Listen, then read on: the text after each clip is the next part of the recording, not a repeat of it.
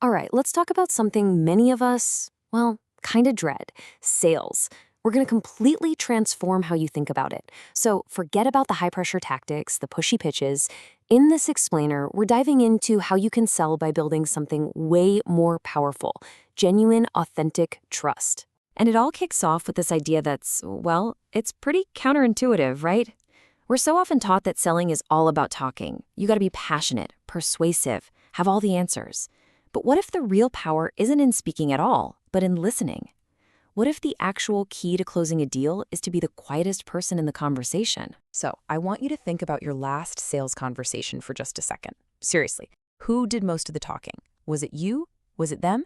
Be honest with yourself here, because your answer is really the key to everything we're about to unpack. Okay, so let's just dive right in and tackle this misconception head on. There's this massive myth that just dominates the world of sales, and it is probably holding you back way more than you even realize. This right here, this is the trap. We fall into this belief that our own enthusiasm and just the sheer amount of information we provide is going to win the client over. But the truth? This approach almost always does the exact opposite. It doesn't build a bridge between you and them, it puts up a huge wall. You see, this slide shows what's really going on. The most important conversation isn't the one happening between you and the buyer, it's the one happening inside their own head. Their hesitation isn't really about features or logic, it's about these deep, emotional doubts. They're asking themselves, can I trust this? And a monologue from you is never going to give them the psychological safety they're looking for. Okay, so if talking more isn't the answer, what is? Well, it's a huge mindset shift. We have to stop seeing sales as this one-time event and start seeing it for what it truly is: the very beginning of a long-term connection. And here's that change in action. Just look at the difference. The old way of thinking is that closing is about winning an argument. But the new mindset, it's about understanding a person. You're not trying to complete a transaction, you're trying to start a relationship. And this idea, wow, it takes it to a whole other level. Selling, when you really get down to it, is a promise. It's a profound commitment where you're basically saying, I truly believe this can help you, and I am willing to be responsible for guiding you through this. When you show up with that level of commitment, the entire energy of the conversation just changes. So we've got the why down, the whole philosophy, but what about the how? If we're not supposed to be pushing a pitch, then what's the alternative? Well, it's actually pretty simple. We ask really good questions. I mean, just think about the psychology of this for a second. When you pitch at someone, what happens? Their defenses immediately go up.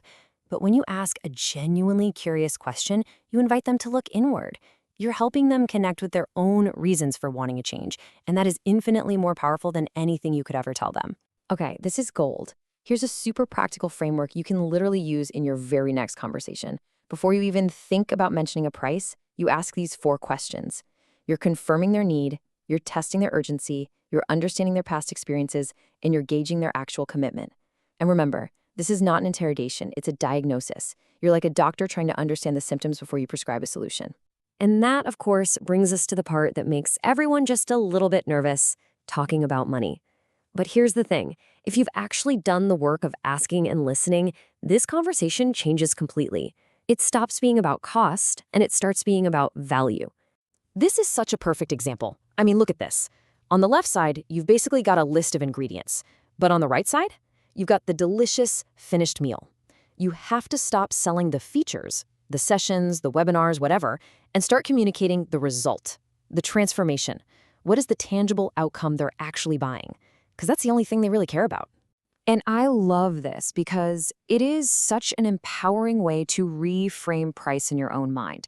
Your price is not a net you cast wide to catch everyone. No way. It's a filter. It's specifically designed to attract the people who aren't just kind of curious, but are truly, deeply committed to making a change and who see the real value in what you offer. Ah, yes. The dreaded phrase. The classic conversation killer: I'll think about it. It just feels like a dead end, doesn't it? But it's not. It's actually a huge opportunity. It's a signal that there's a hidden concern somewhere, and your job is to help them find it. So here's the move. Don't back away. You lean in, but with empathy. First, you validate their feeling, which makes the conversation feel safe again. Then, you gently help them clarify what they're really thinking about. This one simple question can turn a vague stall into a specific problem you can actually solve together. And just like that, you're not a salesperson anymore. You're back to being their trusted guide. Okay, so you navigated the conversation. They said yes, the deal is done. Whew, right? Time to relax? Nope, not even close. In fact, the most important part of this whole thing is just getting started. This is so crucial.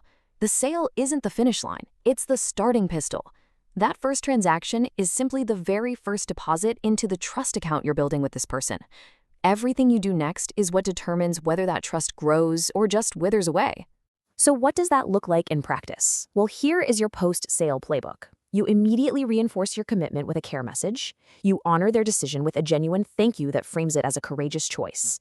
And then you open a gentle, no-pressure door for referrals. This isn't about being slimy and asking for more business. It's about providing so much care that they want to tell other people about you. And that really leaves us with this final thought. Selling isn't about closing deals. It's about opening relationships. Every single interaction, every question you ask, every bit of value you give, it's a deposit. So the only question left to ask yourself at the end of the day is this: whose trust account did you invest in today?